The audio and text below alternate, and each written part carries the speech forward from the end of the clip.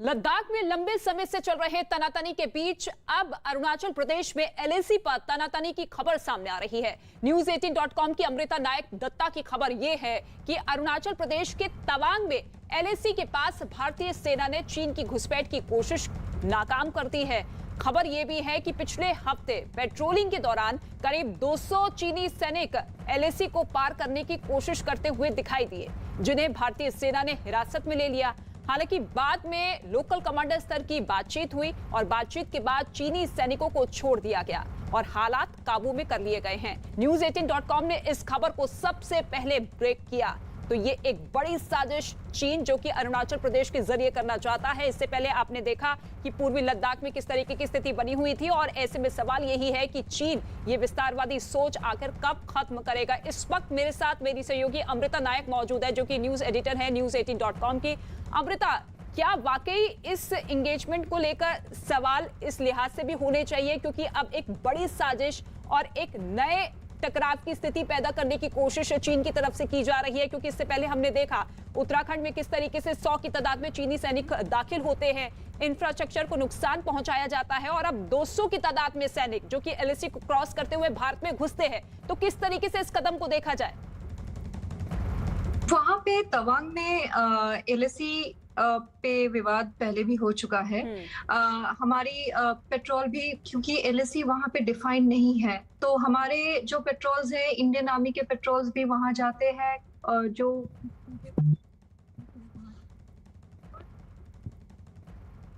जी चलिए, ठीक है अमृता, लौटेंगे आपके पास। आपकी आवाज हम तक नहीं पहुंच पा रही है, कुछ टेक्निकल प्रॉब्लम है। लेकिन आप देखिए, पूर्वी लद्दाख में अभी भारत और चीन के बीच कई जगहों पर टकराव की स्थिति बनी हुई है, या यूं कहे कि आम सहमति नहीं बन पाई है। लेकिन अब एक नई साजिश बुनता हुआ चीन नजर आ रहा है। टकराव की एक नई स्थिति पैदा करने की कोशिश की जा रही है। पिछले हफ्ते दोनों देशों के सैनिकों का आमना सामना हुआ था, जिसमें 200 की तादाद में चीनी सैनिक बताए जा रहे थे, जिन्होंने एलएसी को क्रॉस करते हुए भारत में दाखिल हुए थे। अमृता का एक बार फिर से रुक कर लेते हैं।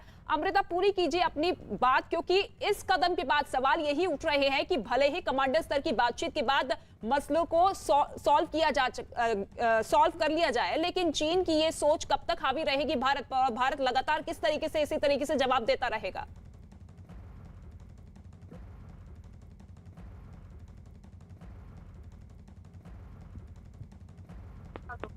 जी अमृता, सुन पा रही हैं आप? आप सुन पा रहे हैं? जी जी, कहिए अपनी बात।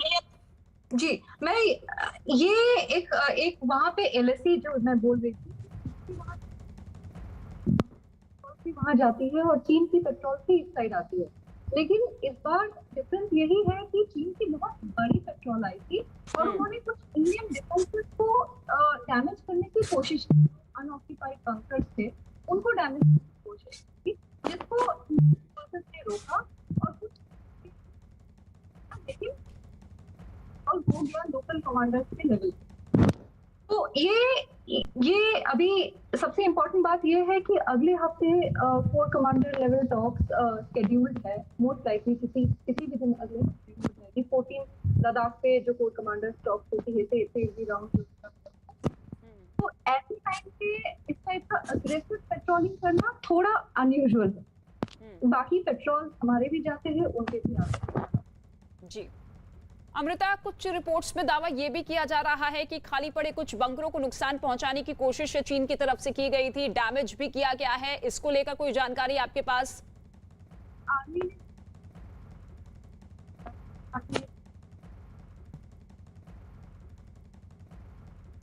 डैमेज दिया गया, लेकिन हाँ, ठीक है अमृता, कुछ टेक्निकल प्रॉब्लम है, लौटेंगे आपके पास। लेकिन तस्वीर और खबर लगातार हम आपको दिखा रहे हैं किस तरीके से चीन को करारा जवाब दिया गया, क्योंकि पिछले हफ्ते इसी तरह से पेट्रोलिंग चीन के सैनिक करते हुए नजर आए, लेकिन पेट्रोलिंग के आड़ में एलएसी को क्रॉस करते हुए भारत में दाखिल हुए। लेह लद्दाख की तस्वीर आप सबने देखी, पूर्वी लद्दाख में किस तरीके से टकराव की स्थिति पिछले कई महीनों से लगातार बनी हुई है और अभी भी पूरी तरह से सहमति नहीं बनती हुई नजर आई है। लेकिन अब पूर्वी लद्दाख के बाद उत्तराखंड में जिस तरीके से घुसपैठ की कोशिश करता हुआ चीन नजर आया, 100 की तादाद में सैनिक वहां पर दाखिल हुए और अब अरुणाचल प्रदेश की जमीन के जरिए एक बार फिर से टकराव की स्थिति पैदा करने की कोशिश की जा रही है। अमृता का एक बार फिर से रुख कर लेते हैं। अमृता, देखिए, लाइन ऑफ एक्चुअल कंट्रोल जो कि दोनों देशों की इस चीज पर निर्भर करती है कि दोनों देशों के अपने अपने परसेप्शन है और इसी को लेकर तनातनी का माहौल अक्सर रहता है। लेकिन सवाल यही है कि जब चीन को लाख बार ये कहा जा चुका है कि इस सीमा से आपको आगे नहीं बढ़ना है, तो फिर क्यों चीन के सैनिक लगातार पेट्रोलिंग की आड़ में इस तरीके से टकराव की स्थिति पैदा करने की कोशिश करते हैं? क्या वाकई ये एक के बाद एक बड़ी साजिश चीन की तरफ से है कि किसी भी तरीके से भारत के कब्जे वाले एरिया को अपने कब्जे में कर लिया जाए? चीन ने हमेशा दावा किया है अरुणाचल पे, और क्योंकि एलएसी वहां पे तवांग साइड में, और पूरा जो 3000 किलोमीटर से भी ज्यादा जो हमारा एलएसी है वो अनडिफाइंड है, तो पेट्रोलिंग दोनों साइड से होती है।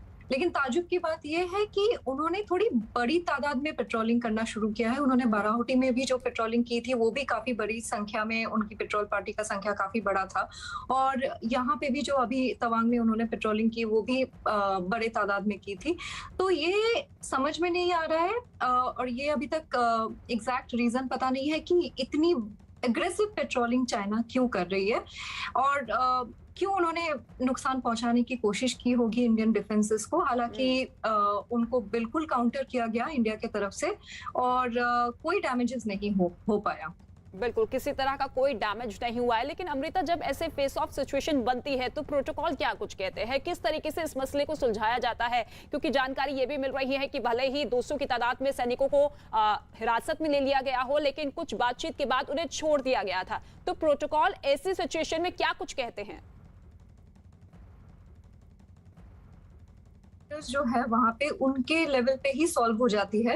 इस केस में भी यही हुआ था कि ऐसा नहीं कि 200 के 200 को डिटेन किया गया था, कुछ लोगों को डिटेन किया गया था थोड़ी देर के लिए, फिर बातचीत हुआ लोकल कमांडर्स लेवल पे, और एज पर प्रोटोकॉल फिर उनको रिलीज भी कर दिया गया, और उनसे जो टेंशन था वो डिफ्यूज भी हो गया।